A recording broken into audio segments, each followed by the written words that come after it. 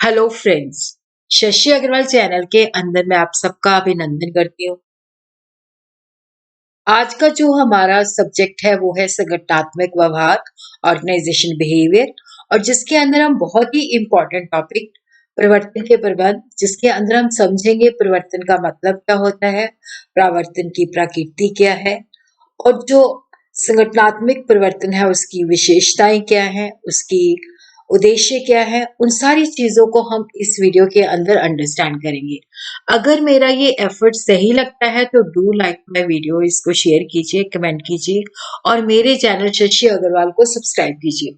तो this is my app Edusum app, जिसको आप गूगल प्ले स्टोर से डाउनलोड कर सकते हो। ये जो ऐप है commerce, economics and management students को काफी सारा फ्री स्टडी मटेरियल और काफी सारे फ्री मॉक टेस्ट प्रोवाइड करती है। उसी तरह काफी सारे स्ट्रक्चर कोर्सेज भी अवेलेबल है।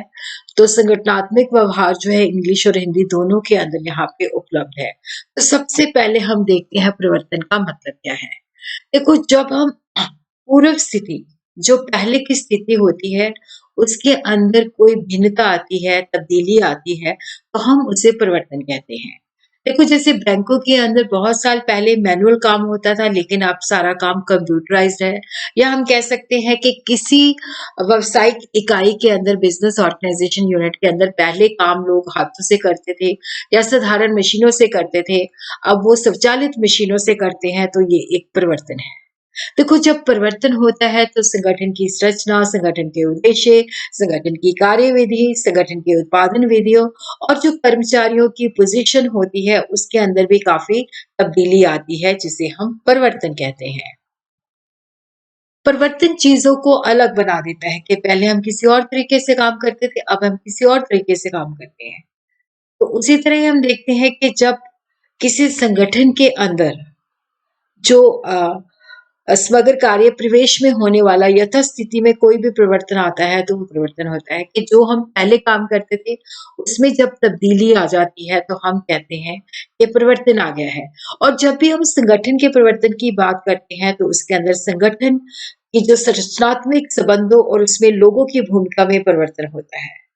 और परिवर्तन जो है एक सकारात्मक दृष्टिकोण है, पॉजिटिव दृष्टिकोण है, और ये हमें विकास और तरक्की की ओर लेके जाता है।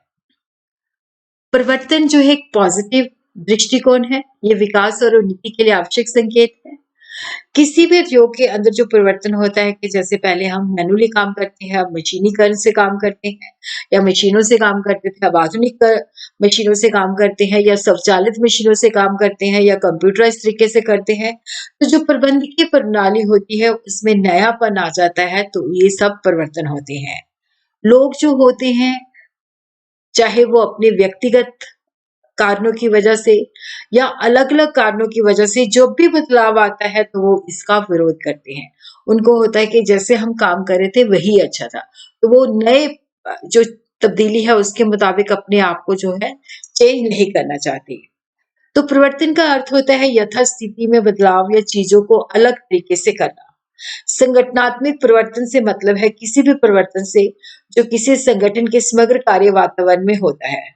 ये परिवर्तन जो है एक प्रक्रिया है।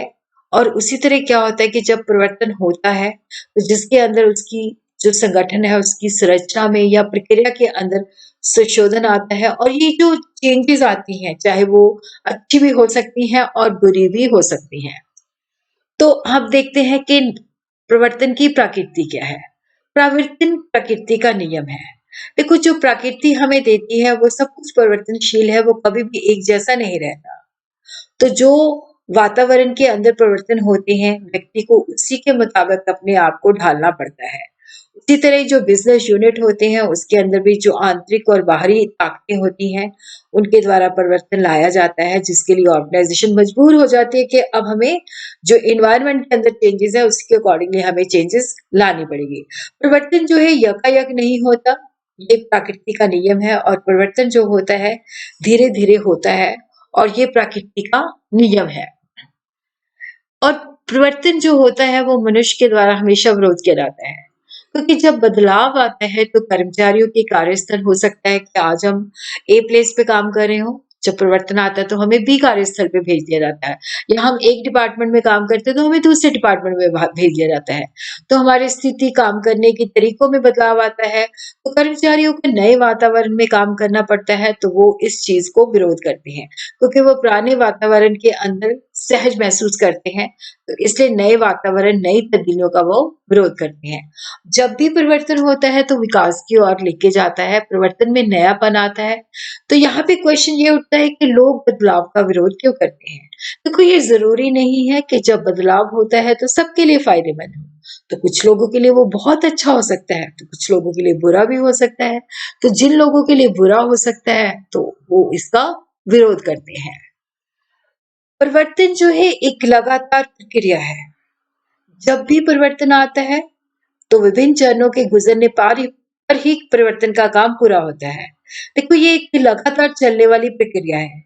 जैसे ही एक परिवर्तन को लागू करने का काम पूरा होता है, तभी कोई दूसरी समस्या आ जाती है, तो जिसकी वजह से हमें परिवर्तन करना पड़ता है। तो परिवर्तन जो है एक लगातार प्रक्रिया है। और उसी तरह जब हम परिवर्तन करते हैं तो उसके अंदर अनिश्चितता का तत्व होता है।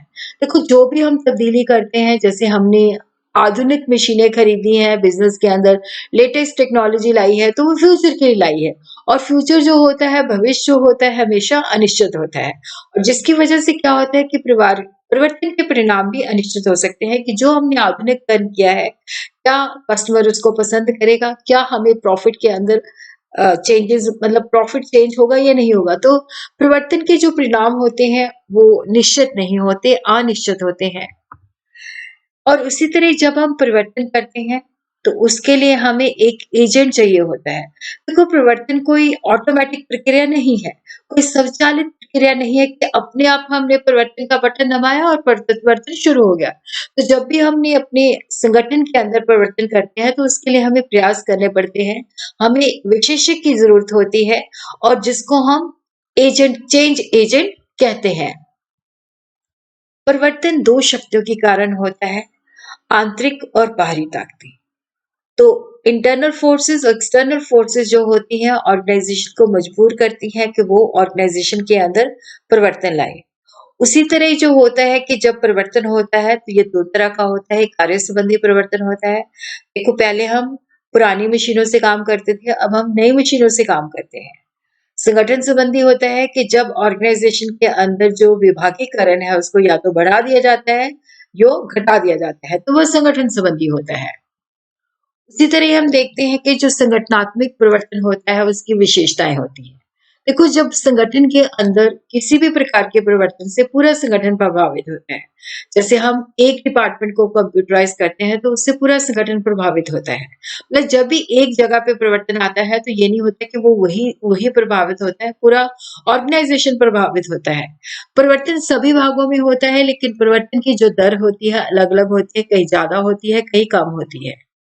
परिवर्तन जो है लोगों को, इंडस्ट्रियल ऑर्गेनाइजेशन के जो अन्य तत्व होते हैं, टेक्नोलॉजी है, उसको भी प्रभावित करता है।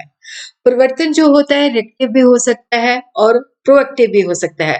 प्रतिक्रियाशील का मतलब होता है कि जब एनवायरनमेंट के अंदर जो तब्दीली आती है, जब हमारे जो कॉम्पिटिटर्स होते हैं वो ज्यादा सक्सेसफुल हो जाते हैं, तब हमें लगता है कि हमें भी चेंजेस लानी चाहिए। सक्रिय का मतलब होता है कि जब हम अलर्ट होते हैं, एनवायरनमेंट के अंदर देखते रहते हैं और समय समय पर क्या होता है परिवर्तन लाते रहते हैं। तो परिवर्तन जो है प्रतिक्रियाशील भी हो सकता है, सक्रिय भी हो सकता है, और ये संगठन की अंदरूनी ताकतें और बाहरी ताकतों के दबाव में भी हो सकता है। संगठन के अंदर जो तब्दीली आती है उसके पीछे जो उद्देश्य होता है, संगठन की बेहतरी और तरक्की के लिए परिवर्तन होता है। देखो, यहाँ पे अप्राकृतिक, स्थायी और चालू प्रक्रिया है, जो संगठन पर समय के साथ कहती है कि जो पुराने मेथड्स हैं उनको चेंज करना चाहिए, उनको रिप्लेस करना चाहिए, जिसके लिए वो ऑर्गेनाइजेशन पे दबाव डालते हैं। और उसी तरह क्या होता है, कार्यबल को सशक्त बनाने की आवश्यकता होती है, ताकि वो नए रास्ते और अवसर तलाश कर सके। जो लोग वहाँ पे काम करते हैं, उनकी जो कुशलता है, जो उनको उन्नत कर सके, ताकि वो काम को अच्छे तरीके से कर सके। और उसी तरह होता है कि इसकी आवश्यकता तब होती है जब जो हमारे एम्प्लॉइज़ होते हैं, उनका जो प्रदर्शन होता है या ऑर्गेनाइज़ेशन का जो परिणाम होता है, वो संतोषजनक नहीं होता, तब हमें लगता है कि हमें परिवर्तन लाना चाहिए। और उसी तरह ऑर्गेनाइज़ेशन के अंदर जो काम करने के मेथड्स होते हैं, तो वहाँ पे लगता है कि उनको भी अपडेट करने की आवश्यकता है।